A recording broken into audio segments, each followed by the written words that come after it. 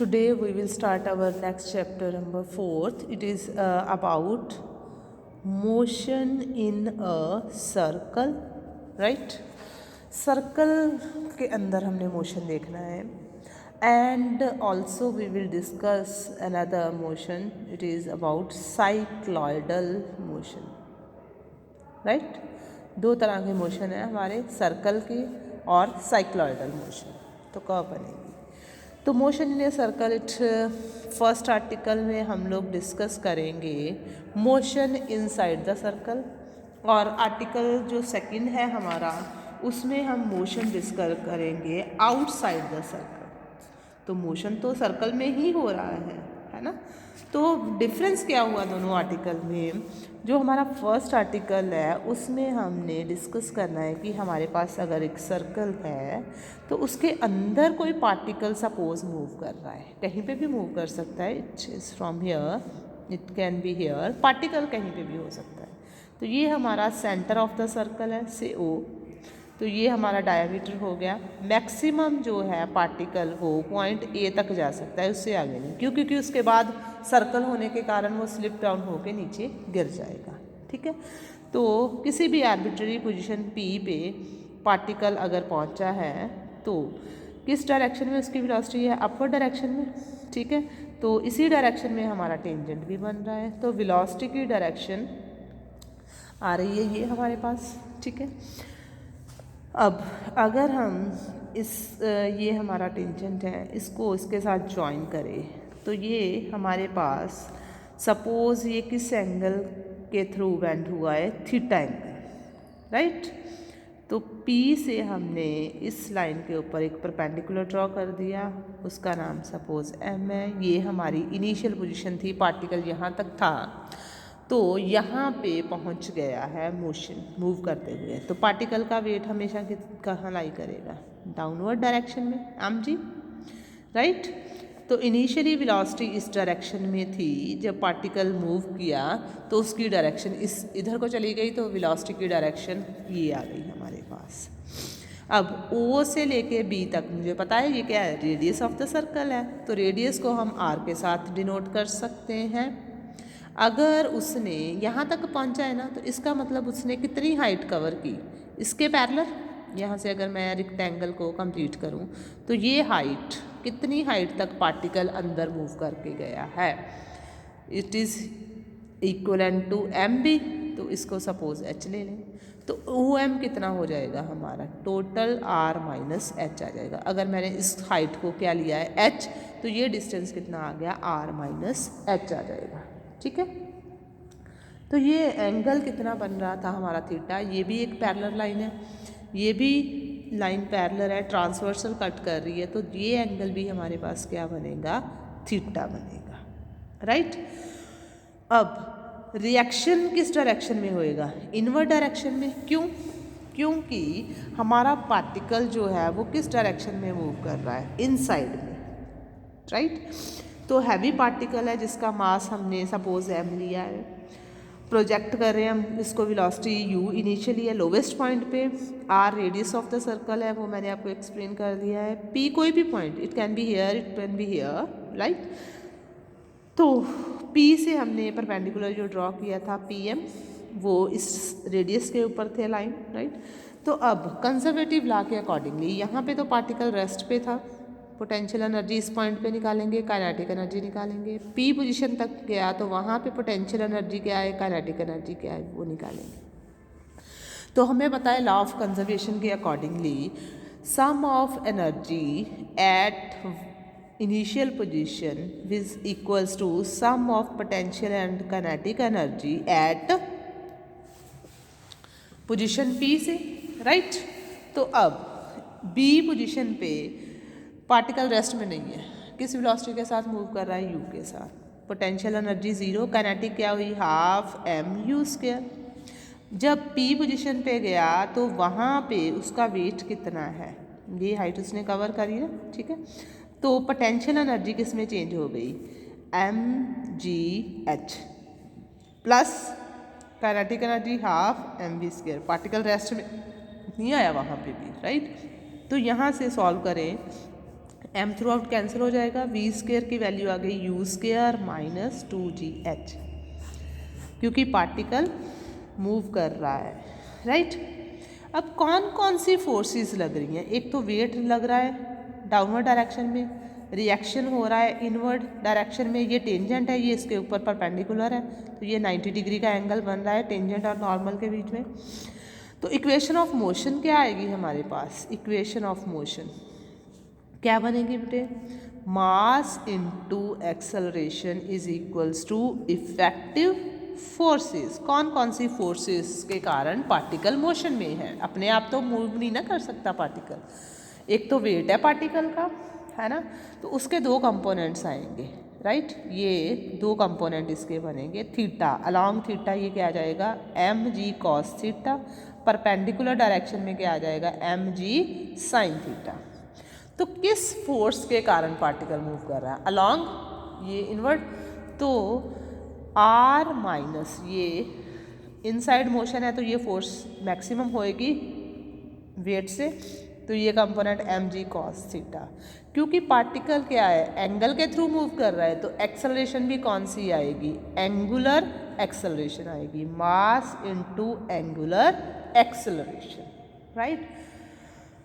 तो हमारे पास आर की वैल्यू निकल आएगी यहाँ से, क्या आ जाएगा? R is equals to M V square over R plus M G cos theta. इसको सॉल्व कर लेंगे तो रिएक्शन की वैल्यू आप किस तरह से रिप्रेजेंट कर सकते हो? m कॉमन आ जाएगा, r अगर आप एलसीएम ले लेते हो तो अंदर क्या बचेगा?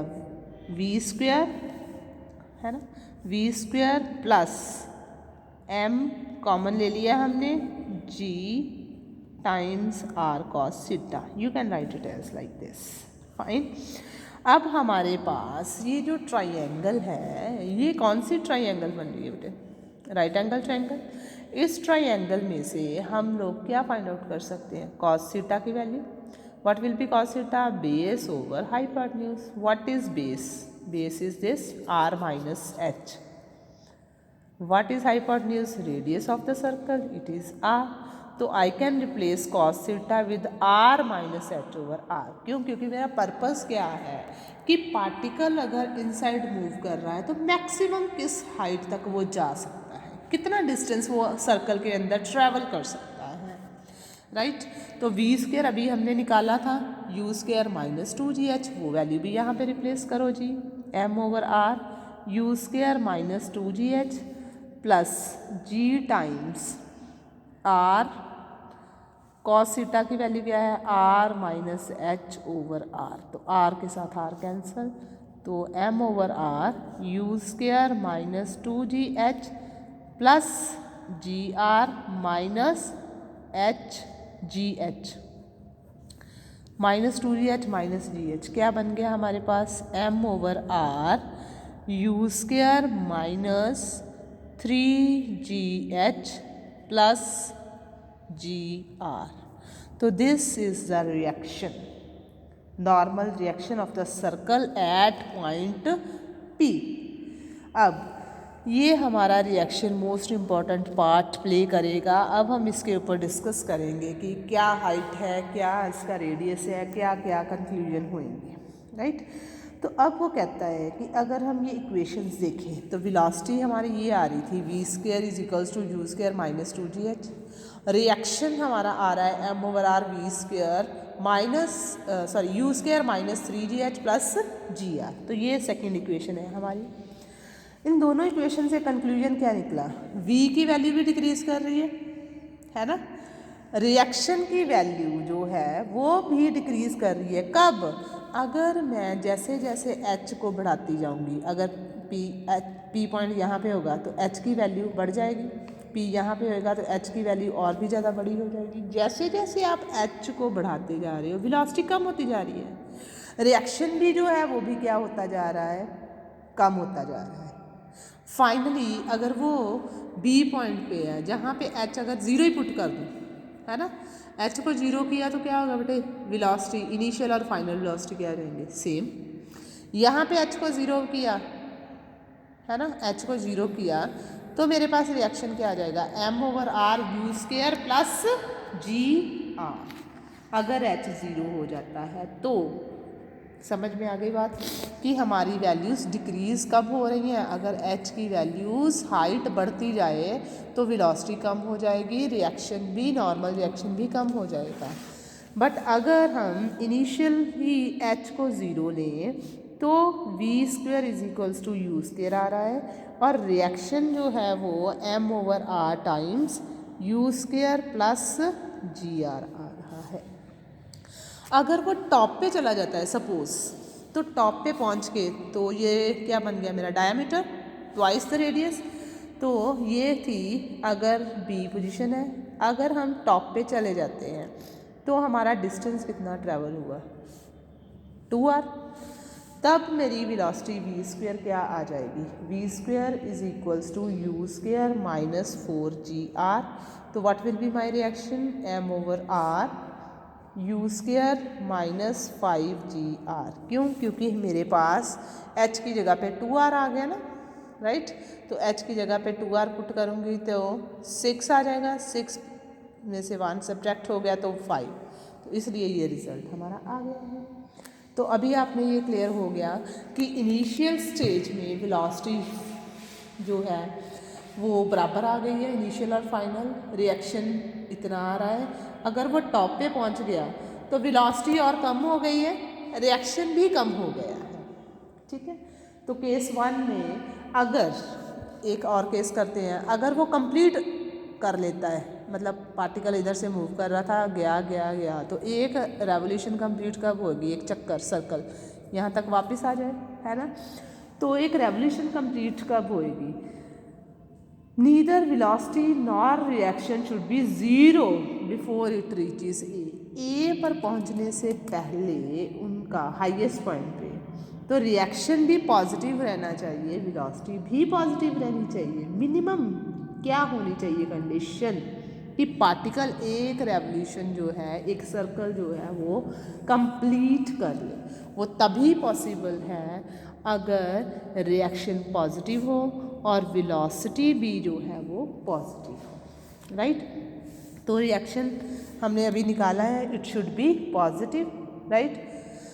कहाँ तक, पॉइंट ए वाले में चेक करना था हमने एक कंप्लीट रेवोल्यूशन के लिए, वो ये था कंडीशन। वेलोसिटी ये थी तो it should be positive, u² minus 5er greater than equals to 0 and u² minus 4gr greater than equals to 0। यहाँ से क्या आ गया, u² greater than equals to 4gr।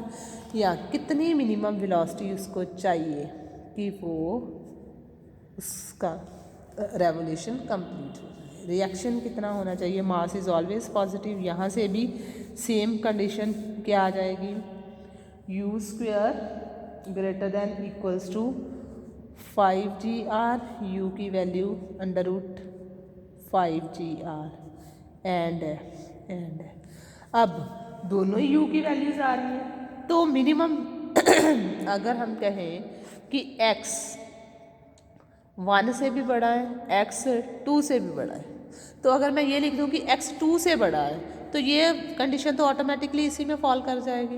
तो इन दोनों में से कॉमन सोल्यूशन मेरा कौन सा आ जाएगा, minimum velocity u must be greater than equals to √5 times gr। अगर इतनी वेलोसिटी होगी मिनिमम, तब मेरा पार्टिकल जो है वो रेवोल्यूशन एक कंप्लीट कर पाएगा। सेकंड केस है कि अगर वेलोसिटी लोअर पॉइंट पे मैं चेक करूँ मिनिमम, तो इसका साइन ऑपोजिट हो जाएगा, तो पार्टिकल तो फिर कंप्लीट रेवोल्यूशन कर ही नहीं पाएगा। तो वो किस पॉइंट पे रहेगा, फिर बी पोजीशन पे रहेगा। कंप्लीट रेवोल्यूशन ए को क्रॉस करके ही होएगी ना, ठीक है।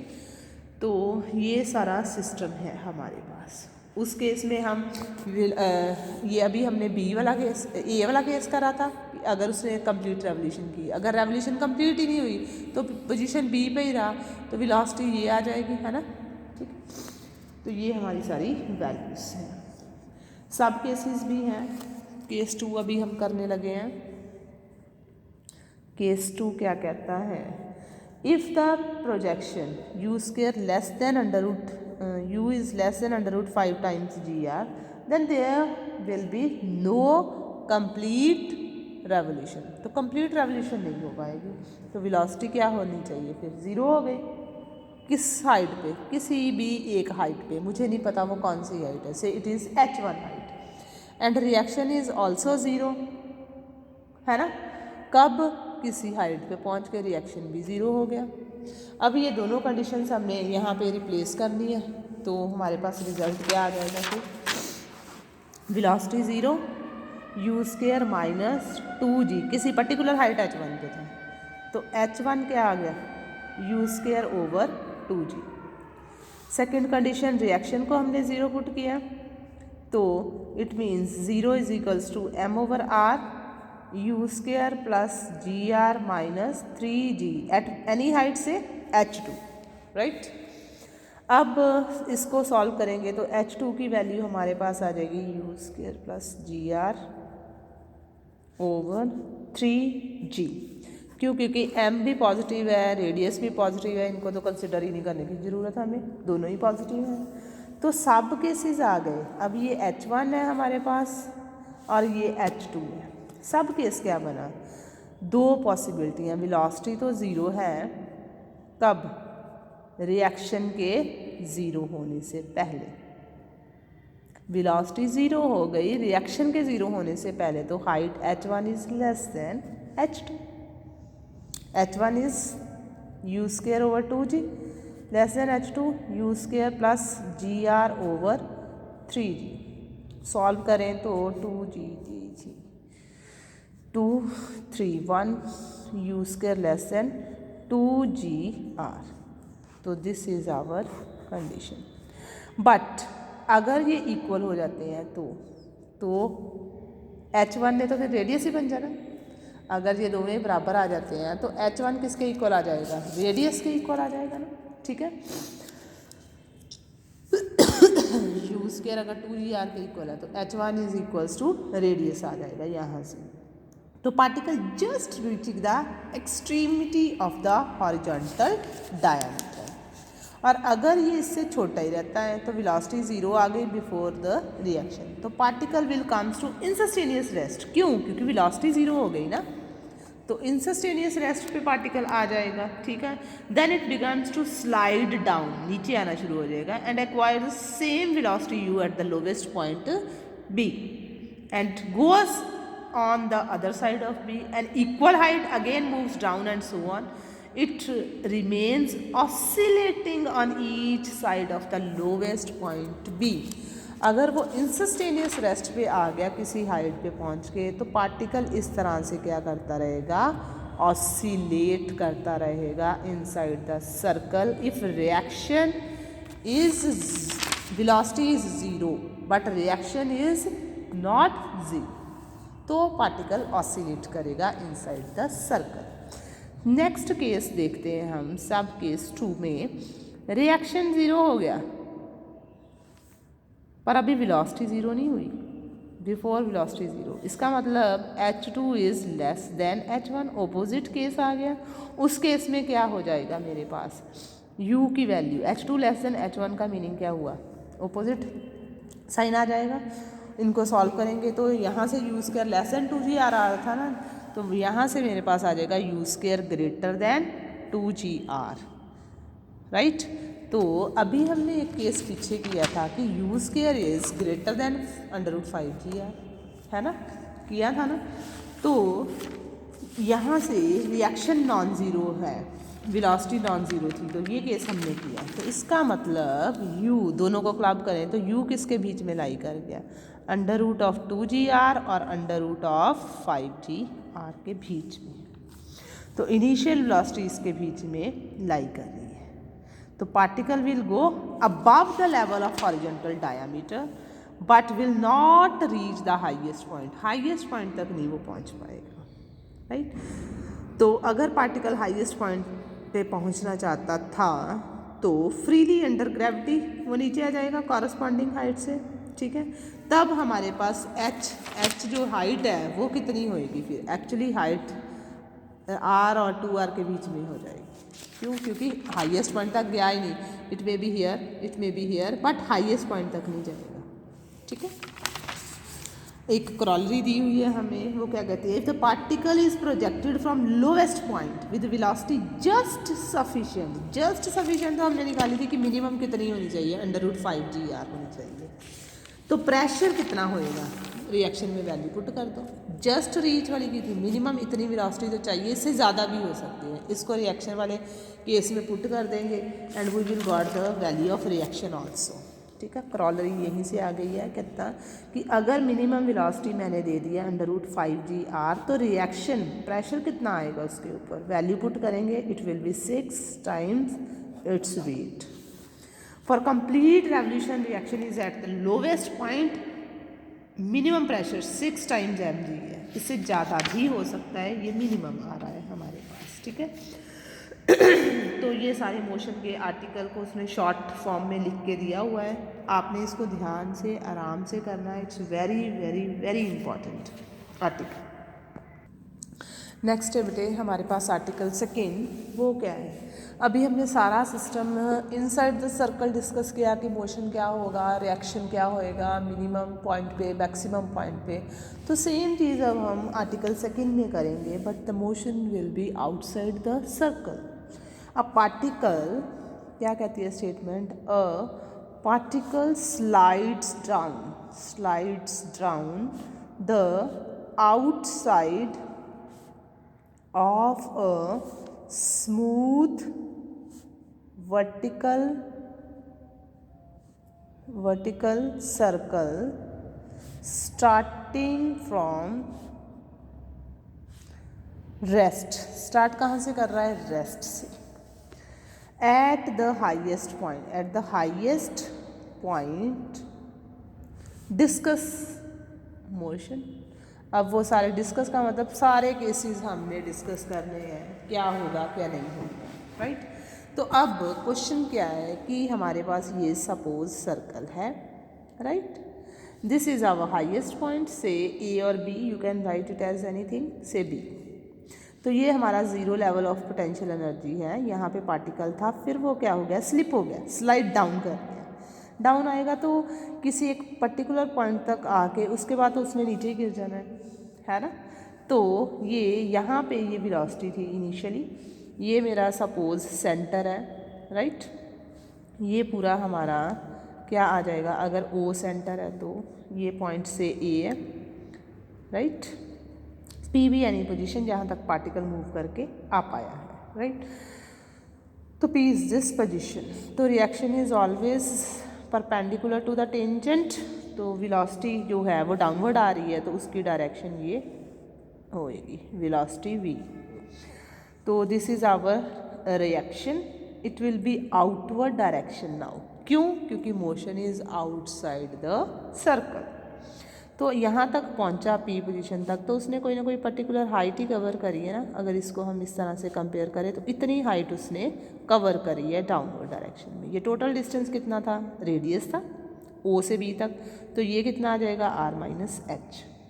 तो this angle is again theta, it is our perpendicular, तो यहाँ से अगर जो भी हमें चाहिए होगा वो लिख लेंगे। तो weight is always directed downward direction mg। अगर ये एंगल थीटा है तो definitely this angle will be theta with mg।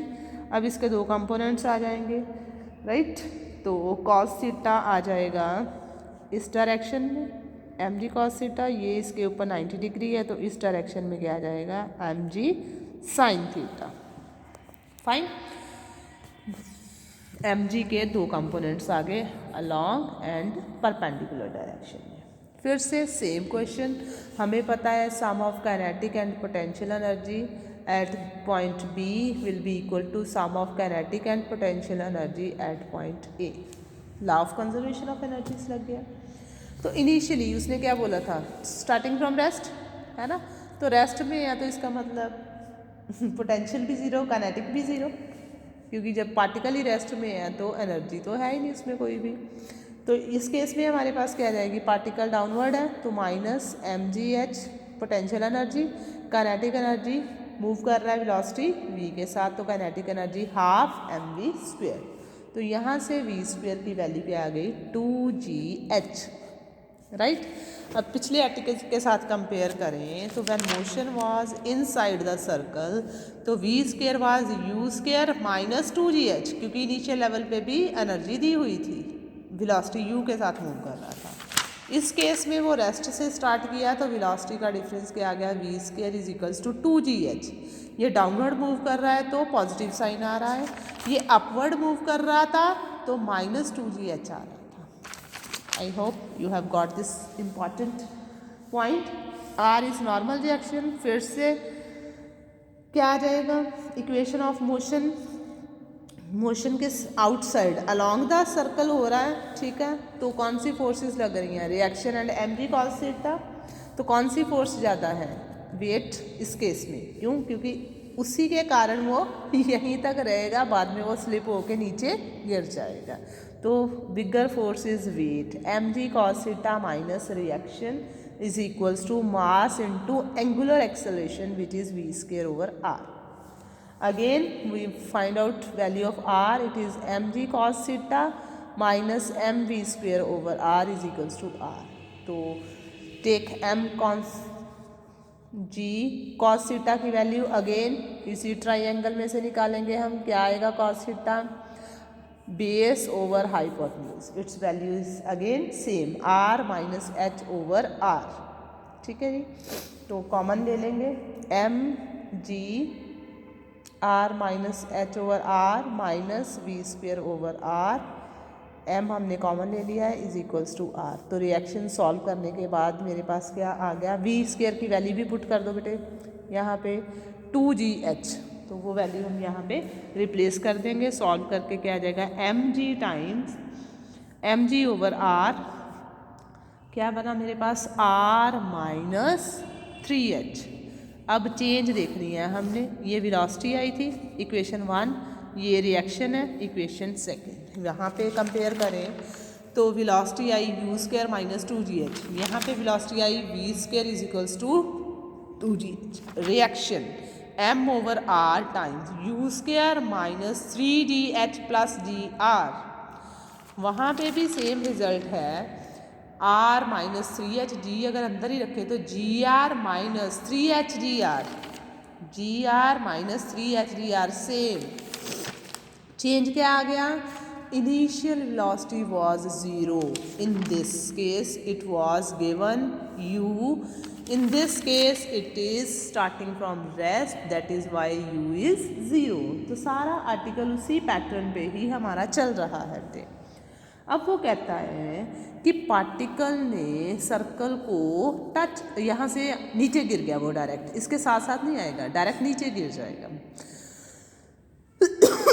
तो रिएक्शन जो है वो 0 कब होगा, अगर मेरे पास m तो 0 नहीं होगा, ग्रेविटी भी 0 नहीं होगी, रेडियस भी सॉरी,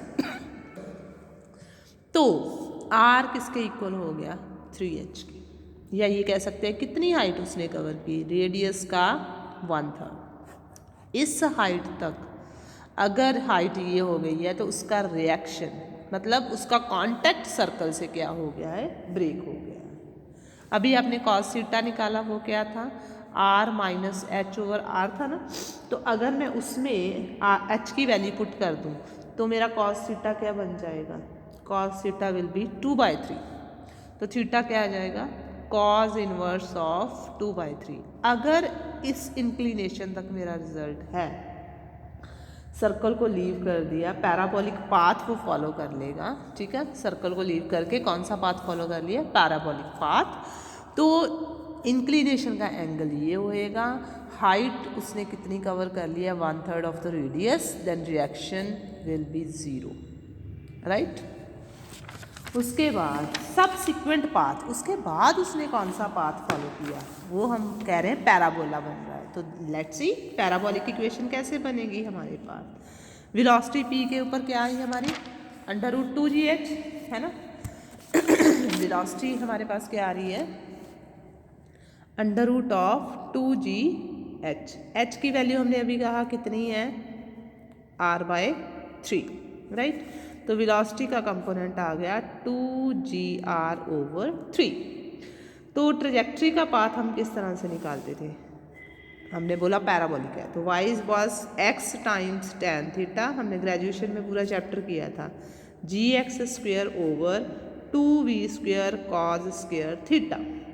अगर मैं कॉस थीटा निकाल सकती हूँ, निकाल लिया अभी हमने, कॉस थीटा इज 2/3 है ना, cos theta is what is cos theta 2/3, तो what will be secant theta, it will be 3/2, तो tan square theta is equals to secant square theta 1 plus tan square theta secant square theta minus 1, so it will be 9/4 minus 1, it will be 9 minus 4 5/4, तो tan theta की value क्या आ जाएगी मेरे पास, √5/2, right, tan theta की value. तो यहाँ पे हम tan थीटा की वैल्यू रिप्लेस कर सकते हैं √5/2। तो हमारे पास ट्रजेक्ट्री का रिजल्ट आ जाएगा y is equals to √5/2 times x plus gx² over 2v², cos square theta क्या है बेटे मेरे पास, कॉस स्क्वायर थीटा इज 2/3, इसका स्क्वायर करो 4/9 हो जाएगा। v की वैल्यू यहाँ पे रिप्लेस करते हैं हम लोग, वो क्या है अंडर रूट स्क्वेयरिंग करके, सारा सॉल्व करके हमारा रिजल्ट जो है वो क्या बनेगा, √5/2x प्लस जी की वैल्यू एज इट इज़ रहने दीजिए, 2 4 8/9, v² की वैल्यू क्या है बेटे 2gr ओवर 3, सारा सॉल्व करके मेरा रिजल्ट बन गया √5/2x प्लस, सॉल्व कर लें इसको, g कैंसिल हो जाएगा, 9 3 27, 8 2 16, 27/16 x² ओवर r, तो this is path of the trajectory. तो ये हमारी ट्रोजेक्ट्री पैराबोला इस तरह से, अभी आपको कम्प्लीटली ये विजिबल नहीं है एक्चुअली, क्यों, क्योंकि ये x² है, ये x है, तो हमें पता है अपवर्ड पैराबोला बनेगा, x² शुड बी इधर 4ay और -4ay। अब क्या करूँगी मैं, इसको परफेक्ट स्क्वायर बनाने की कोशिश करूँगी, पहले मेरी कोशिश होएगी कि इसका कोफिशिएंट जो है वो यूनिटी बन जाए, ठीक है तो यूनिटी तभी बनेगा अगर जो इसके साथ एक्स्ट्रा है उसके साथ हम क्या कर दें, डिवाइड कर दें। तो ये आप इजीली कर सकते हो इसको सॉल्व, ठीक है, ये कोई बड़ी बात नहीं है। यहाँ पे आपके पास क्या बन जाएगा, perfect square in terms of x is equals to some new terms in y, क्योंकि जो टर्म आपने इधर ऐड करनी है वही लेफ्ट हैंड साइड पे भी कर लेना, तो आपके पास जो पाथ बन जाएगा वो कौन सा बन जाएगा, पैराबोलिक पाथ, उसमें फिर आप निकाल लेना अपना लेटेस्ट रिएक्ट। तो ये हमारे सर्कल के ऊपर बेस्ड 2 आर्टिकल्स थे, पहले हमने motion inside the circle discuss किया है, उसके बाद हमने नेक्स्ट आर्टिकल में motion outside the circle discuss किया है। तो इनमें से कोई ना कोई एक आर्टिकल आ सकता है, लॉन्ग आंसर क्वेश्चन इसके ऊपर एक ही बेस्ड है, जिसमें उसने दोनों केसेस डिस्कस कर दिए हैं, inside motion and outside motion. तो कल हम अपना साइक्लॉइडल मोशन करेंगे, क्योंकि ये सर्कल इस केस दोनों केसेस में स्मूथ था, तो रिएक्शन जो था वो अपोजिट फोर्स नहीं लगी, क्योंकि अगर रफ सर्कल्स होते तो फोर्स ऑफ फ्रिक्शन आती है उस केस में। तो ये आपको इजी रहा कि उन्होंने हमें कौन से सर्कल्स दिए हुए थे, smooth circles. Thank you so much बेटा।